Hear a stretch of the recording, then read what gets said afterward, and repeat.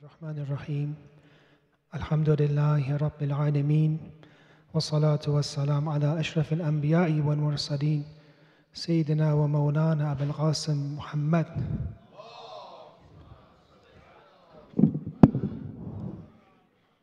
وعلى أهل بيته الطيبين الطاهرين ولعنة الله على أعدائهم إلى يوم الدين. Before we begin tonight's discussion, I would like to mention a few Islamic laws. I think that the topic of kafara, which is a penalty, which somebody that does not fast, is a good topic to start our Islamic laws. And the Islamic issue that I'd like to start with is that if a person on purpose, intentionally, without an excuse, breaks their fast, they commits a big sin. Now, to make up for that sin, there's three types of penalties that they would have to either pay or do. One is to free a slave. Two is to fast for 2 months. 3 is to feed 60 people to their fill, or give 60 people 1 mud ta'am, food, which is about 1.7 pounds of food to that person, which is either, say, wheat, barley, bread. So a person can choose from these 3 methods. Either to free a slave, which is not basically applicable to us. 2 is to fast for 60 days, and the 3rd is to feed 60 people. Now some ask, what if a person breaks their fast with something haram, na'udhu billah? For example, breaks their fast with something that is either inherently a sin or becomes a sin. This scholar, which I'm not going to mention who it is, because everyone deserves a chance to research to find their own maraji', but this scholar says it's a recommended precaution to do all 3 if that thing that has invalidated their fast is something haram, something that is a sin. A person either breaks their fast with water is different than if a person, na'udhu billah, breaks it with wine, for example. So that person would, as a recommended, he doesn't have to, but as a recommended precaution, would still would have to do all 3, free a slave, fast 60 days, and then feed 30 people. And some ask, what about, there's been many years, and I didn't used to be, that religious, I didn't used to fast. Well, they can pay that penalty slowly. By slowly, they can pay that off, or they can fast and they can make it up. But there is no kafara ta'khir. There's no extra or delay of payment that sometimes if you're late, you'd have to pay this over and over. No, that principle, that amount that you owe, it would stay. It doesn't add or it doesn't become more, right? And one should not be negligent about giving kafara, even though it's not, you don't have to immediately give kafara. You don't have to do it right away, but you shouldn't be negligent, right? So to review, kafara doesn't add if it's late. It doesn't keep adding and adding and adding. If it's, according to this view, even if it's with something that is a sin, or later on in the day they do a sin, haram, they don't have to do all 3 of those. They can choose one, which is freeing a slave, or fasting for 60 days, or feeding 60 people. There are institutions that take care of this kafara for us, and I looked at the amount. Maybe it's the easiest way. These institutions, some of them say it's about $300 per day, and they will feed, or they'll give that 60 people, they'll give them food, or they give them 60 muta'ams to them. They can do that service for you. You can look at it online if you find a trustworthy institution that will do that on your behalf. But that is maybe the easiest way is to pay. It would be around $300 for now. Please give a salawat, inshallah.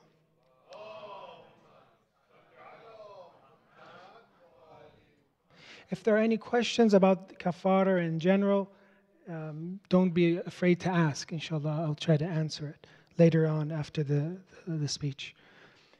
It is the month of Ramadan, and it is a month that we are purifying ourselves. It is the Shahrullah, the month of Allah. And the topic that I figured would be good for us during these next 15 nights or 15 days would be how to become a servant or a slave of Allah, and how to recognize Allah as our master and as our Lord. Because unfortunately, in different civilizations, in the civilization that we live in, we have unfortunately brought down and downgraded the status of Allah. We have downgraded the status of who God is.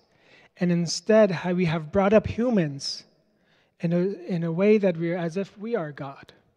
So this is very important for us to re-examine during this month when our souls are prepared to take in deeper concepts of theology and of philosophy, that who is Allah, who is He, and who are we, and what is our relationship with God. And that we notice at the end that we are nothing but a servant and slave of Allah, even though this term might not be liked by us. We don't like to call ourselves slaves. We don't like to call ourselves servants. But this is the Islamic teachings. We say this in our prayers, that Ashhadu anna Muhammadan abduhu wa rasuluh, right? Allahumma salli ala Muhammad wa ala Muhammad. So one of the greatest things about our Prophet is that he is an abd, he is a servant, right? So therefore, this is one of the most core concepts that I think we can develop and talk about, inshallah, the next following nights. And it is a concept, basically, it is the center of Islam.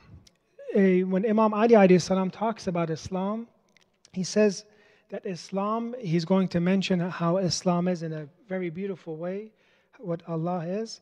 And he says this basically, Inna al-Islam huwa taslim. Very simple.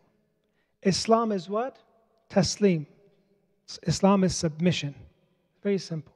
Islam is being service, being submissive to Allah, and at the opposite, not rejecting and defying God and His commands.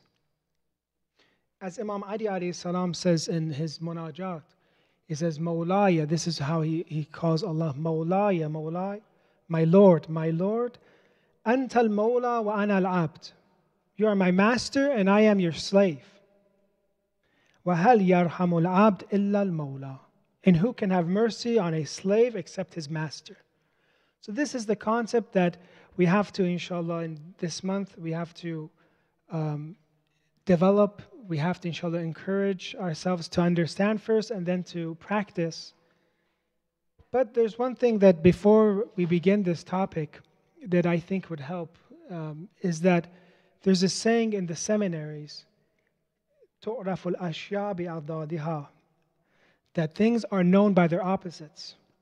I thought that is better before we enter this topic of ubudiyat and being a servant of Allah, let's look at the opposite. What is somebody that is not a servant of Allah?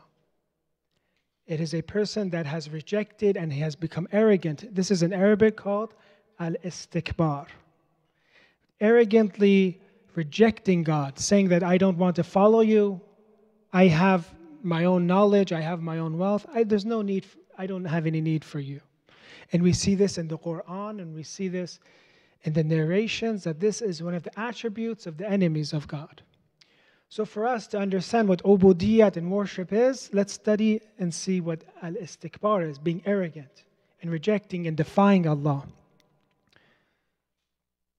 One of the narrations in Usul al-Kafi, it says basically, al-istislamu wa dittahu al-istikbar.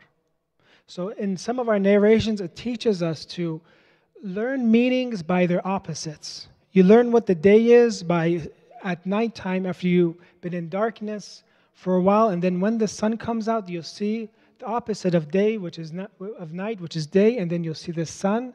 Then you'll understand it much better.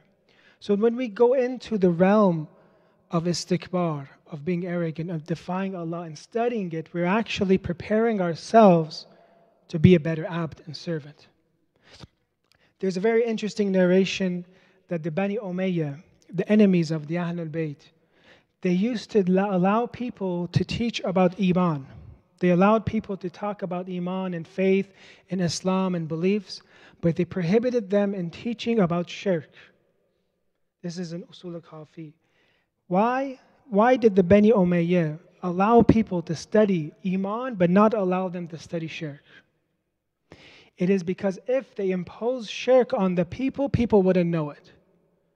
If they brought polytheism, if they brought paganism in society, people wouldn't recognize it. So this is one of the defenses that the Ahlul Bayt have taught us, and they not only teach one side, which is the Iman and faith, and the side of nur and light, but they also make us aware of darkness and paganism and shirk, so that we can see what a true monotheistic person, a true muwahhid is. So the narration was, إن بني أمية أطلقوا للناس تعليم الإيمان ولم يطلقوا تعليم الشرك لكي إذا حملوهم عليه لم يعرفوه. So if they were to impose shirk on people, they wouldn't be able to understand it. And this, in general, my friends, my brothers and sisters, is the system that we have in Islam, this mechanism that we have. Not only do we believe, we also disbelieve. We believe in the haqq, but also we disbelieve in what's wrong. When we say La ilaha illallah, what does that mean? It means the first side is we reject those false deities, those falsehoods, right? Then we accept Allah. Right? So it's very important to recognize falsehood, recognize istikbar, which is not being a servant of Allah, a person that has rebelled against Allah, and then you can understand what ubudiyat and being a slave of Allah is. And this is also the same as in tabarri and tawalli. They say, distance yourself from those that are evil, distance yourselves from the personalities that are evil, and then do tawalli and attach yourselves to those that are good. In terms of, say, akhlaq or mysticism, some say it's like purifying and getting rid of all the dirt and rust in your soul first, and then you attract the good. As if you're saying, A'udhu billah minash shaitanir rajim first, then you say, Bismillah ar-Rahmanir Rahim, right? So Islam isn't just saying Allah. Islam is saying, La ilaha illallah. Disbelieving in falsehood and then believing in the truth. One of the derivatives, what istikbar, which is being arrogant. You've maybe heard this word kibr, right? It means somebody that's arrogant, mutakabbir, mustakbir. People that are arrogant, people that have this attribute, they think there's something that they're not. They think they're better than others, right? This, with its derivatives, comes in about 48 times in the Quran. The Quran is teaching us about an attribute that we should stay away from. This is a side note before we start.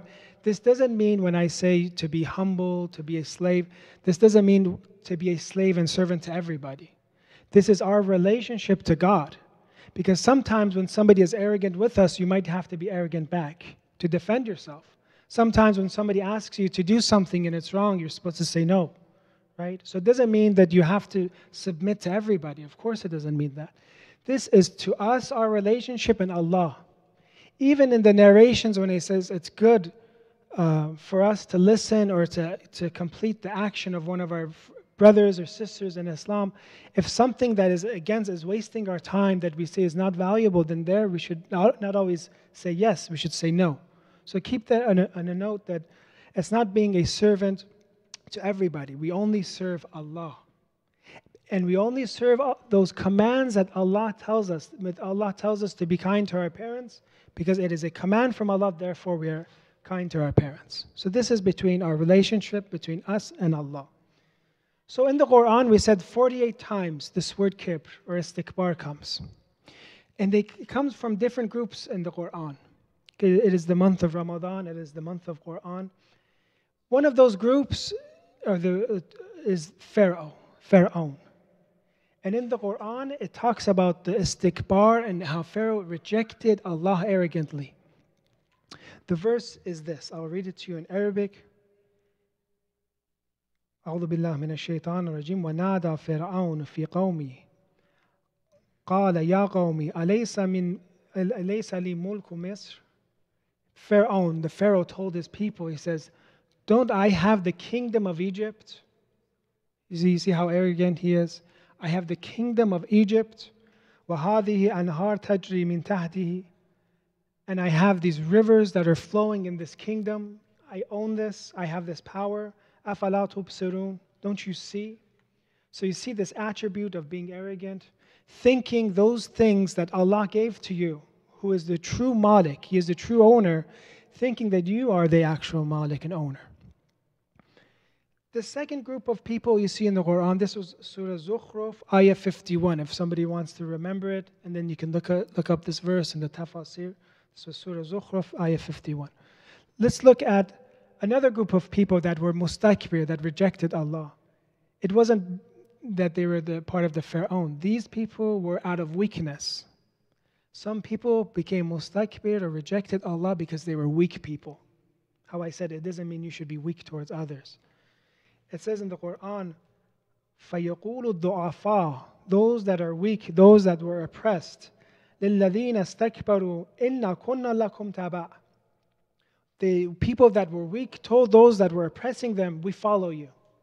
You see, sometimes in society, a group of people might get power, a group of people might dominate the society, and the weak people, they just follow them. So the second group in the Quran that had this attribute of mustakbir, they rejected Allah, is because they were weak and they just followed the oppressors. Or in the Quran it says, لَوْلَا أَنْتُمْ لَكُنَّا مُؤْمِنِينَ. If it weren't for you on the Day of Judgment, they say, if it weren't for you, we would have believed. We followed you, the mustakbirin, the arrogant powers, we followed you. So the first group was Pharaoh. He thought he had money and wealth and he rejected Allah. The second, there was weakness. The third are those that didn't realize the magnificence and the mightiness of Allah, and which is the tribe of Ad. Ad was a tribe, and they said in the Quran says, فَأَمَّا عَادْ فَاسْتَكْبَرُوا فِي الْأَرْضِ بِغَيْرِ الْحَقِّ وَقَالُوا مَنْ أَشَدُّ مِنَّا قُوَّةً. They said, who is stronger than us? They were a strong tribe. They says, who is stronger than us? Then the Quran says this, أَوَلَمْ يَرَوْا أَنَّ اللَّهَ الَّذِي خَلَقَهُمْ هُوَ أَشَدُّ مِنْهُمْ قُوَّةً. Don't they know that God who created them is stronger than them in terms of strength? He is their creator. So the third group are those that don't realize the greatness and the strength of Allah. And because we don't realize this, we can't become humble. We don't realize that He is our creator. He created us out of nothing. And He is our Rabb. He is sustaining the world. He's administrating the entire world. Everything that is happening is by His control. And second by second, He is giving us existence. As if they were to pull the plug, right? There's our connection with Allah. If they were to take our connection away from Allah, we would just turn off, right? So second by second, we are getting our existence by Allah. Everything in this world is getting its existence. So without this philosophy and mindset, then this group of Ad became a mustakbir. And the fourth, which I would like to spend tonight more time talking about, is Shaitan. Shaitan, which is a ism jins, which means he's a devil of the devils, but his name is Iblis. This is ism khas. His real name is Iblis. Adam is like one of the humans. That's ism jins. But his real name was, Adam. Iblis, his real name was Iblis. Shaitan, his real name is Iblis. And what he did in the Quran is he rejected to do prostration to Adam. And in the Quran, it is asked from him, how come you didn't do sujood? He says, قَالَ أَنَا خَيْرٌ مِّن خَلَقْتَنِي مِن نَارٍ وَخَلَقْتَهُ مِن طِينٍ. You created me from fire, you created him from clay. How can I basically do prostration towards him? So this kibr and this arrogance that was built in Shaitan. And exactly what did it come from? From the 6,000 years of worship, of ibadat, that he worshipped and worshipped Allah, 6,000 years of that time, not of this time. And this is the difference between ibadat, which is worship, and ubudiyat, which is being a slave. Shaitan worshipped Allah. He wasn't abid. He worshipped him, but he wasn't a servant. He didn't submit to Allah. And that is something that we have to recognize and evaluate ourselves is, are we just worshipers? Do we just fast and pray? Or are we abs? And when Allah tells us in difficult times, now submit to me, do we submit then? Or do we, for example, because we like ibadat, it's sweet for us, it gives us relaxation, but then when it comes to halal and haram, which is really difficult for me, then I'm not an abd anymore. It's like the example they say, like if a cat that is afraid of water, he doesn't like water. But once he sees, say, a fish or something in it, he'll jump into it, right? And that is the example of those that only worship but aren't slaves. That they'll be a worshiper of Allah in things they like, but when it really comes to the difficult tests, there they won't submit, they won't have istislam. So this sifat of istikbar and kibr, I ask you, this is the core. What is the core of shaitan? When you think of Satan, what other attribute is more manifest in him than this? Than arrogance and rejecting and fighting against Allah. Right?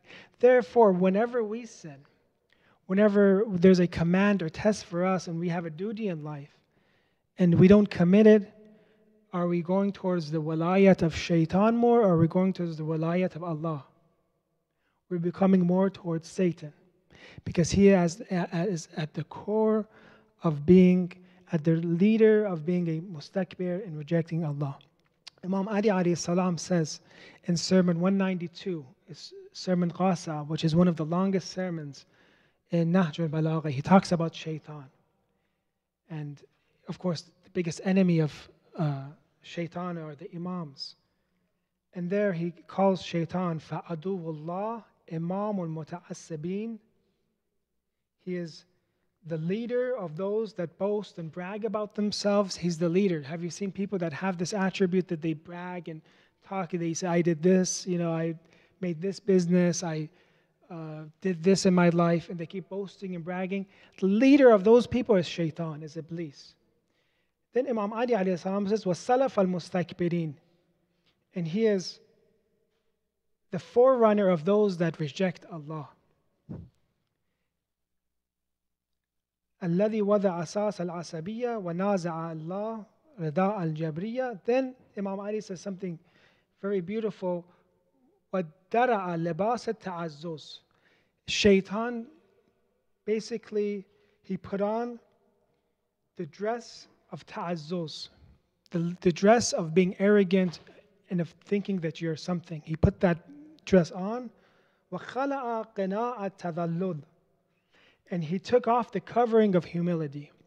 Shaitan took away being humble, humility, and instead put on ta'azzuz, which is pride and arrogance. So my friends, this is one of the greatest and core elements of shaitan is arrogance.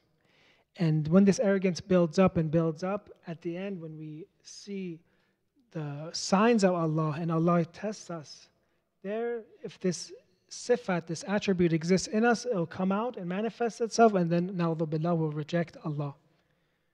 One of the enemies that we said that shaitan has, and we're talking about al-istikbar, is that he fights against the prophets.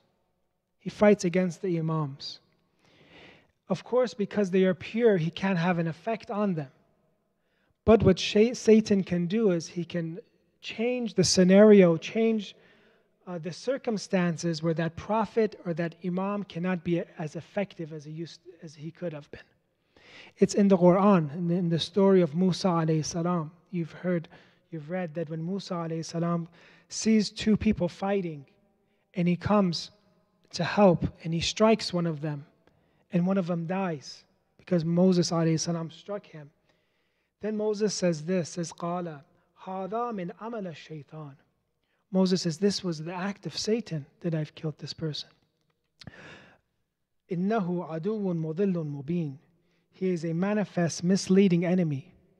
Ma'mun asked Imam Rida alayhi salam in this narration, what is this هَذَا عَمَلٌ this action, هَذَا مِنْ عَمَلَ الشَّيْطَانِ, this action of shaitan. How is this an action of shaitan? Imam Rida alayhi salam in this narration says that because Satan wanted Moses to be caught. He brings this fight. He makes these two people fight so that Moses can be caught. Because if Moses was not caught, he would rise to power and Pharaoh would be destroyed, right? So the way that Satan works, he can't directly influence the prophets and imams, but what he can do is he can make two people fight and then therefore cause Moses to be caught, and then that effectiveness that he had, it would be very limited. Or what he can do is, for example, he can't change the views or change the ideology of Imam Ali alayhi salam, but he can misguide Ibn Muljam and make him hit Imam Ali, and therefore he will be martyred, and he couldn't be effective as how it would have been if he wasn't martyred. Or Imam Hassan alayhi salam and his wife, or how Shaitan tricked the people to follow Yazid and to attack Imam Hussein alayhi salam. So he won't directly influence the infallible, but what he'll do is he'll change the scenario, change the society, and have them fight against that Imam. What does Shaitan do now? Now that we're in the time of occultation, he is working his hardest to make sure that the 12th Imam doesn't reappear. What would happen if the 12th Imam appeared? Shaitan would be doomed. So he's going to misguide people. He's going to bring different groups. He's going to mislead them in a way that they won't follow the Ahlul Bayt. They won't get ready for the reappearance of the 12th Imam. Let's give a salawat. Oh.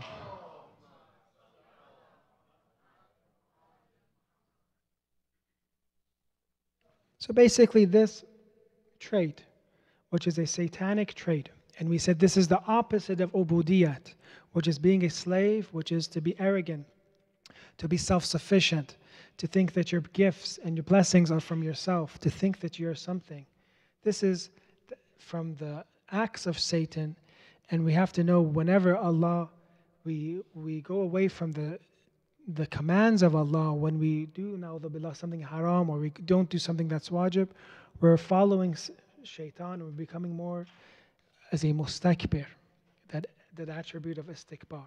The Quran says that mankind, one of the reasons why mankind, he rebels against Allah, كَلَّا إِنَّ الْإِنسَانَ لِيَطْغَى, insan or mankind rebels against Allah, أَنْ رَآهُ اسْتَغْنَى, because mankind thinks that he's self-sufficient. He thinks that everything he has, when we look at our own lives, we think that, I work, I have a job, I have a car, I have a home. I gained all these things by myself. In the zahir, in the apparent meaning, it looks like we gained everything by ourselves. Or maybe if I have knowledge, right?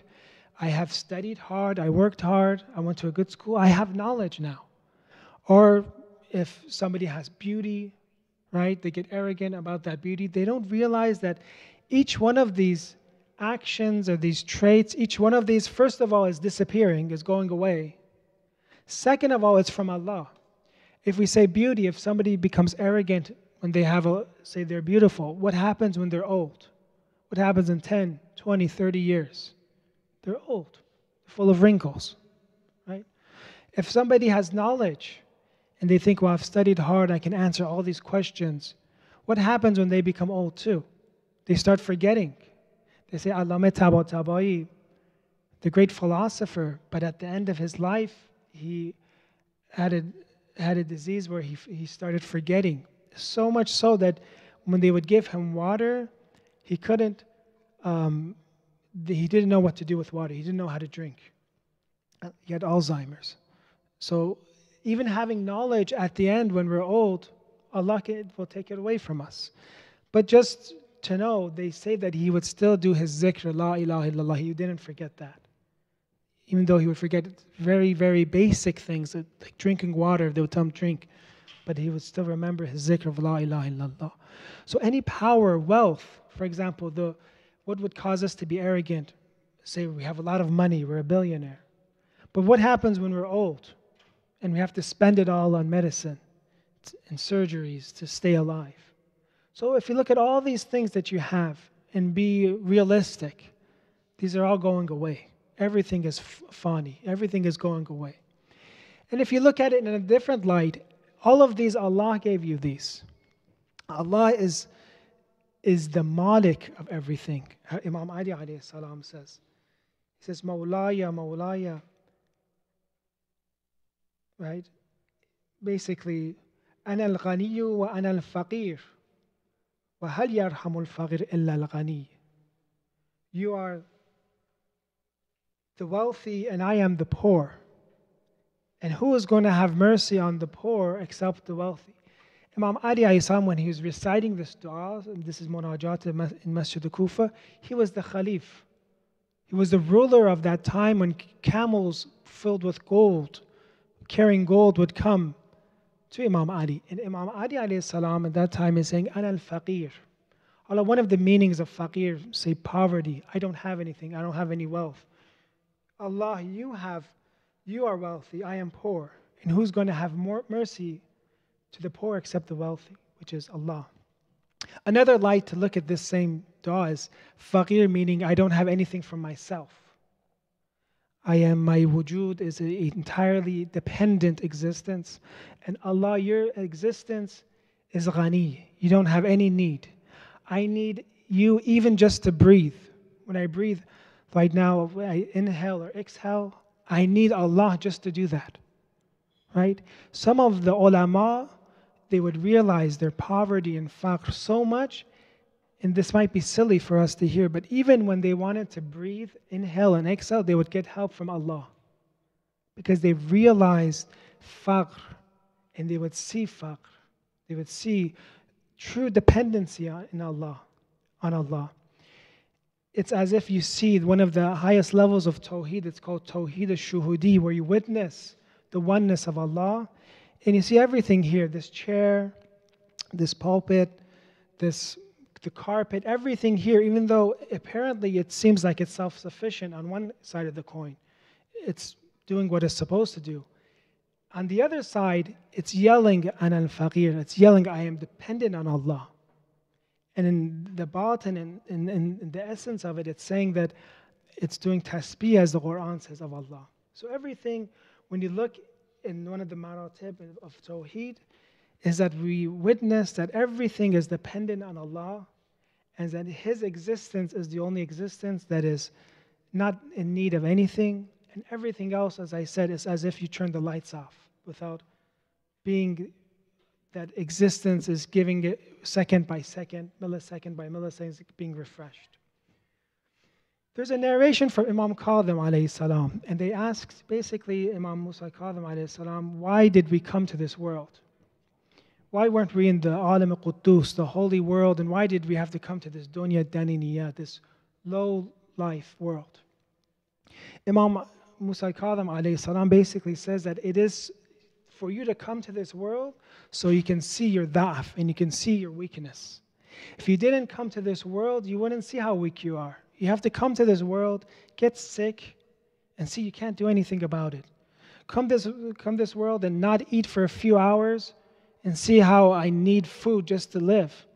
Come to this world and not breathe for like 30 seconds and see that I need my oxygen or else I'll die in a few seconds. So one of the purposes of this world, according to this narration from Imam Kadhim alayhi salam, is we came to this world so Allah can break us and show us our weakness. When He shows you your weakness, then you can see Allah's might. You can see Allah's kibriya. And this is one of the attributes that we're going to, inshallah, in the following nights talk about, is that Allah's magnificence. And it's a relationship to each other. It balances. However you bring yourself more humble towards Allah, Allah will become greater in your eyes. The more greater you have Allah in your eyes, the more humble you will become to Him.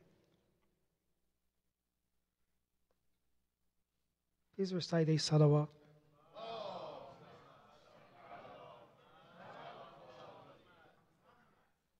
Imam Ali alayhi salam, so one of the best ways to fight against this satanic trait of istikbar, inside it is kibr, arrogance.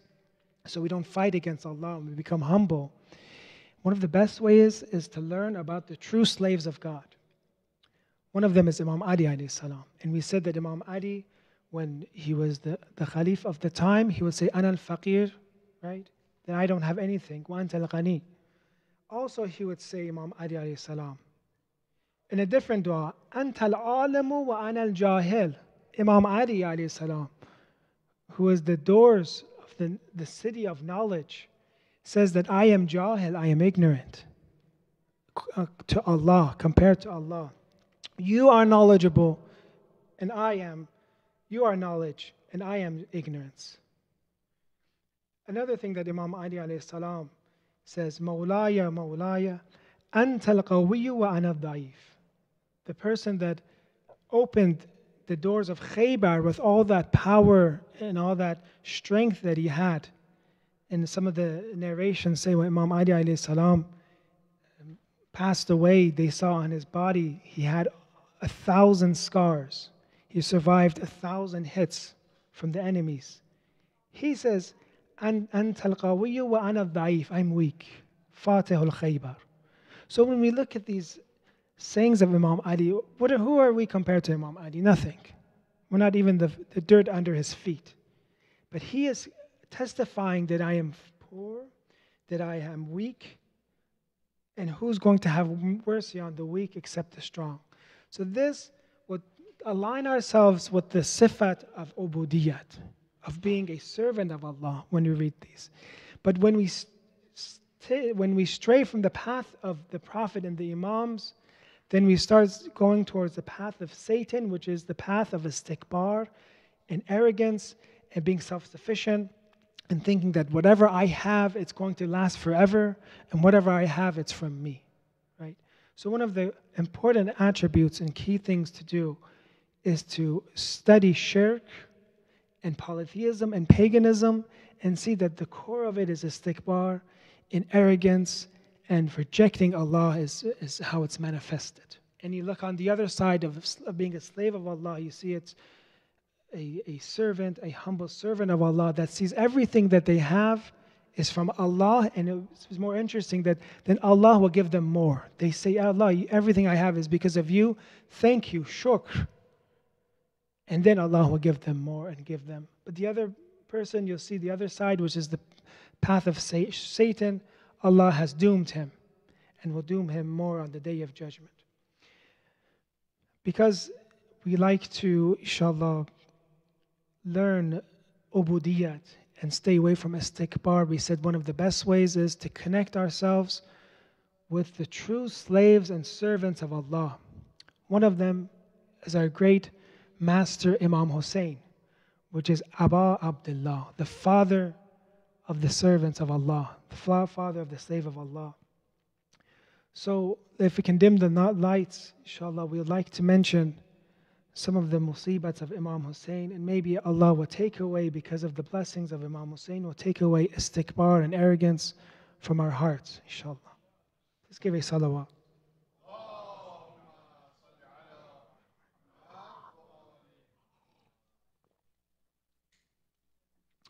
When you brothers and sisters are fasting, one of the important things that some of our scholars say, there's different du'as when you break your fast. And when you're eating your food, Surah Al-Qadr is important to be recited. There are different du'as when you want to break your fast. But one of the great things to do is whenever you're breaking your fast and your thirst, is to remember the thirst of Imam Hussein alayhi salam. And when you fast, you're synchronizing yourself with what Imam Hussein went through. But not, of course, a little, very, very tiny bit, because not only was Imam Hussein thirsty and is known to be the Imam that was killed in the state of thirst, which is a very inhumane thing to do. They put thirst and they prohibited water on his own children.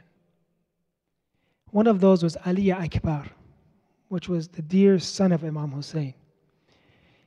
And when Ali Akbar went to battle, and one of the great personalities that looked and acted very similar to the Prophet of Islam, when he goes to battle, he says to his father, Ya abati, al-atashu qad qatalani. Oh father, this thirst is killing me. This is the thirst that they put upon the Ahlul Bayt, for 3 days they prohibited water. وَثِقْلُ الْحَدِيدِ قَدْ أَجْهَدَنِي فَهَلْ إِلَى شُرْبَةٍ مِّنَ الْمَاءِ السَّبِيلِ. Is there a way for me to have water? Imagine he's telling his father that I need water, I'm thirsty. What would a father do? As I said before, when Prophet Ismail was going to be killed, was this a bigger test on Ibrahim or on Ismail? It was a bigger test for Ibrahim because it's his father. A father, a son is like the heart of his father. There, Imam Hussein, فَبَكَى الْحُسَيْنَ عَلَيْهِ السَّلَامِ, Imam Hussein cried. Not only did they make Ali Akbar thirsty in front of Imam Hussein, the children, 10, 20 children of Karbala, they were thirsty. Ruqayya, which is 3, 4 years old, she was thirsty. And Imam Hussein, because of this thirst, told Abbas to go bring water. As it says in the Maqtal, فَسَمَعَ الْأَطْفَالُ يَنَادُونَ الْأَطَشْ الْأَطَشْ. The children of Imam Hussein were saying, we're thirsty, al-atash, al-atash. And there Abbas goes to bring water, but he remembers the water of Imam Hussein, the thirst of Imam Hussein, and he pours back the water in the river. But from all these things that I mentioned right now, Ali Akbar, the children, there's somebody in the day of Ashura that whoever reads this story, they have to shed tears. He is the symbol of oppression. If anybody has any doubt that was Imam Hussein Madlum, when they think of the 6-month-old baby, they know that Imam Hussein alayhi salam, haq was with Imam Hussein, because who comes to prohibit water for a 6-month-old baby? A baby that doesn't have milk or water and is crying in Karbala. This is the sign of the madlumiyat of Imam Hussein. As it says in Abu Makhnaf, Kulthum tells Imam Hussein, it says, Ya akhi, inna hadha tifl lahu thalatha ayamin ma sharaba al-ma. 3 days, this little tifl, this hasn't drinking any water. فَأَطْلَبْ لَهُ شُرْبَةٌ مِّنَ الْمَاءِ. So ask water for him. So this is the thirst of Imam Hussein and the Ahlul Bayt. What would a father feel for a 6-month-old? What test, subhanAllah, that Allah gave to Imam Hussein, that he made his children, Allah tested them with thirst and killed them in the state of thirst. What thirst did they give to Imam Hussein that Imam Zain al-Abidin years later says that whenever he would remember Imam Hussein, he would remember his thirst. He would say that قُتَلَ ibn Rasulullah atshana. What thirst did they give Imam Hussein alayhi salam that Imam Sadiq alayhi salam says many years later, إِنِّي مَا شَرَبْتُ مَا بَارِدًا. Whenever I drank cool water, إِلَّا وَذَكَرْتُ الْحُسَيْنِ, I would remember Hussein alayhi salam. Sallallahu alayka ya Aba Abdullah. Sallallahu alayka ya Aba Abdullah. Sallallahu alayka ya Aba Abdullah. Ya Allah, we ask you because of the honor of Imam Hussein, the true servant of Allah, remove istikbar and arrogance from our hearts. Oh Allah, we ask you because of the honor of Imam Hussein, sever our actions and our ties with Shaitaan, inshallah. Allah, we ask you, give us and move us to the side of the wilayat of Allah and the wilayat of the Ahlul Bayt, inshallah. Allah, those that are sick, those that are in poverty, those that need du'as, those that are in countries that need du'as, Ya Allah, give them, inshallah, a steady and a fast recovery, inshallah. Those that are family members in this community, our grandparents, our forefathers, whoever our family members that have passed away, give them the thawab of this majlis, inshallah. Ya Allah, we ask you to make the appearance of the 12th Imam faster, inshallah, and to make us of his aiders and helpers in the occultation and also in the reappearance. Wa sallallahu ala Sayyidina Muhammadin wa ahli bayti at-tayyibin at-tahirin.